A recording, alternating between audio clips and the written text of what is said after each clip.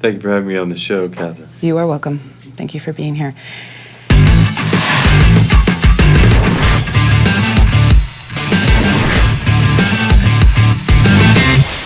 Hi, I'm Katherine Heigl. Thank you for watching Moviefone's Unscripted. I'm here with Ashton Kutcher, and we're here to talk about our movie Killers. We're going to ask each other some of your questions and then some of our own. I will begin. If you were a real-life spy, what killer name would you give yourself? Zulu 149er. The significance?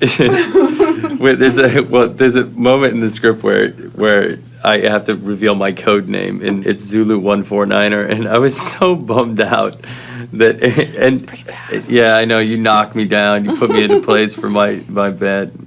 What name would? Well, I have an alias that I've been wanting to start using at hotels.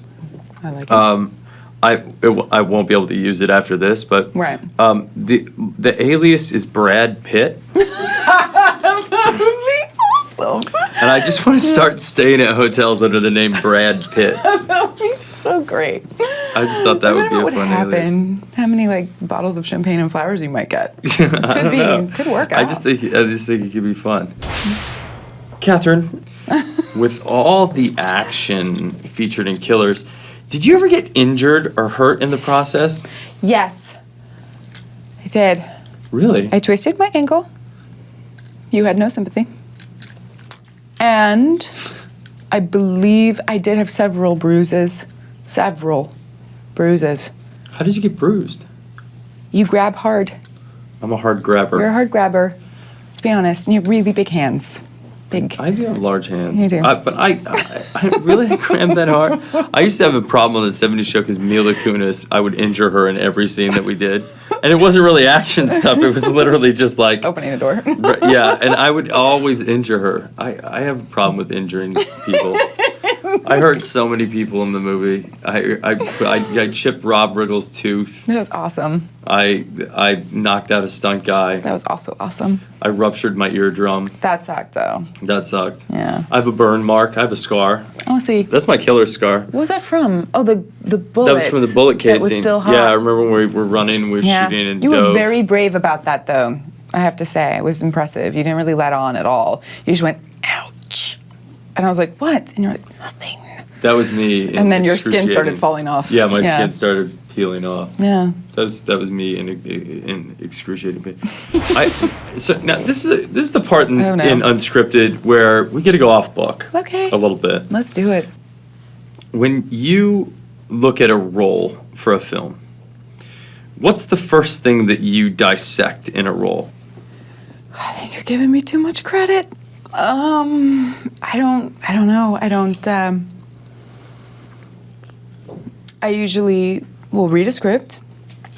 If I'm really engaged and love the story and think, I want to be this person, it would be so cool to be in this story and be that girl, then I kind of just, go for it and try to do it. I have an upcoming film that's probably the first time that I've ever felt really intimidated by a character because it already exists and is based on a character in novels. And so for that, I'm probably going to have to figure out that particular process you're talking about. And I don't really know what I'm going to do, except I'm going to wear a brown curly wig and maybe learn a little bit of a Jersey accent. See how that goes.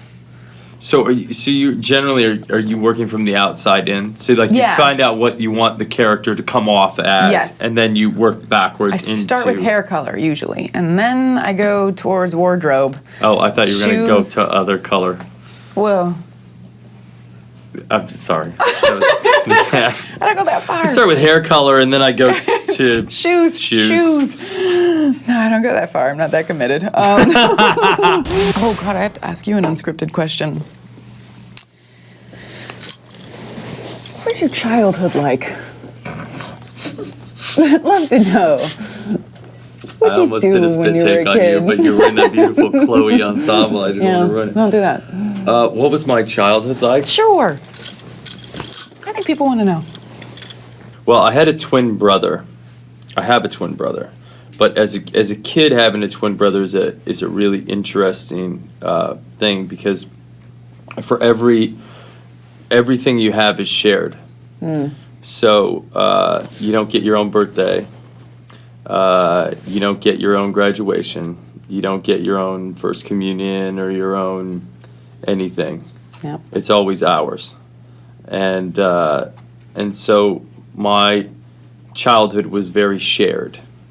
And when you get gifts, it's always the same thing but different colors. Neat. That's like, and I love that. my parents tried to dress us up the same for a long time Ooh, that's when we were also very neat. young. This question comes from down under, Victoria, Australia. What are those tap songs in rotation on your iPod? Apart from your husband, Josh Kelly, of course. You're brave. I like you. Okay. I've been listening a lot to Brett Dennen and A Fine Frenzy and Ray LaMontagne, and I love Cat Stevens. And I recently downloaded Jesus Christ Superstar.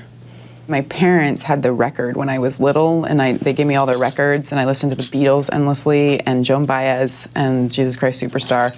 So I know all the songs by heart, and so it's kind of like reminiscent for me. I like Why don't it. you sing one for us? Huh? Have you ever done a musical? No, sir. I can't Never. sing. No. You have to sing. They have auto-tune. Auto-tune the news. Can't they auto-tune anybody and everybody now? I guess they do. And I'm not convinced that any musician's singing anymore. it bothers me, though. Do you watch Glee at all? I don't. It's awesome. And I love it so much, and I cannot. Josh is such a killjoy about it because he'll sit there and say they're auto-tuning everybody, and I can't hear it. I can't hear auto-tune. They sound amazing to me, and he keeps saying, no, they can all sing. They all have great voices, but they're auto-tuning. I can't hear auto-tune. Can you hear it? You can't hear auto-tune? No, except when they like really exaggerate it, but I can't hear it when it's just a normal thing. You can't hear the like, when you the electronic Only when they exaggerate it. emphasis on it. But when they're like, and they like, to it, I can't tell. Whatever they do, they tune it. It's unbelievable, this auto-tune. I mean, honestly, you and I could do a musical. I'm serious. The That would auto-tune. be awesome. You know what? We should just do one. And we should auto-tune this. I think we could have a whole conversation right now, and I could be like, Catherine, I've got another question for you. Well, you can actually sing. I got That's a not question. fair. I want to thank Catherine. I'm gonna do the musical version of the outro Ooh. of this Unscripted. Ready? Yes. I'd like to start by thanking Catherine. You've been a wonderful partner on Unscripted today, here on Moviefone. I'd like to thank you. I'd like to thank you for watching and sending your questions. Please check out our movie. Are you doing the finale. high? Big finale. Okay. Killers!